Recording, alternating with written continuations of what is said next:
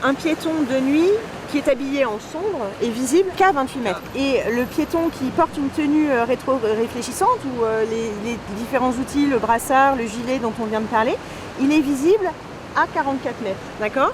L'actualité en bref, c'est d'abord la visibilité en tout temps, un enjeu désormais majeur de sécurité routière pour ce qu'on appelle les EDPM, les engins de déplacement personnel motorisés. En clair, les trottinettes, les monoroues et autres gyropodes dont l'usage, chacun le constate, est croissant partout sur le territoire avec son corollaire en termes d'accidentologie. Un trottinettiste, 5 cyclistes et 7 piétons tués rien que dans les Vosges depuis 2021.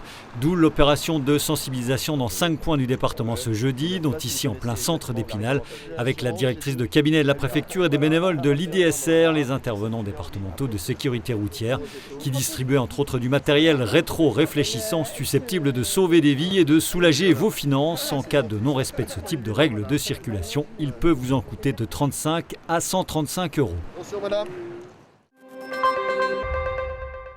Alors, c'est quoi le 24 octobre? Ça va une bonne naissance. Nous l'avions rencontrée le 20 octobre dernier, le jour anniversaire de ses 110 ans, ce qui faisait d'elle la doyenne du Grand Est.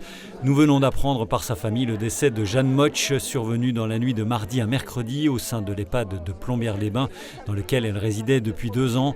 Son état de santé s'était visiblement dégradé quelques jours auparavant. Jeanne Motsch, née Petit-le-Mange, a vu le jour en Alsace, mais avait rapidement rejoint les Vosges, où ses parents acquièrent une ferme à Thiéfosse en 1924. Mariée en 1942, elle tient avec son époux l'épicerie-boulangerie de Bellefontaine. Veuve en 1971, elle continue à faire les tournées avant de prendre sa retraite en 1989. Jeanne Motsch, qui avait 2 enfants, dont une fille qui résidait avec elle à l'EHPAD Plombinois, avait un faible pour les pommes et le chocolat. Ses obsèques seront célébrées ce samedi 10 h en l'église de Bellefontaine.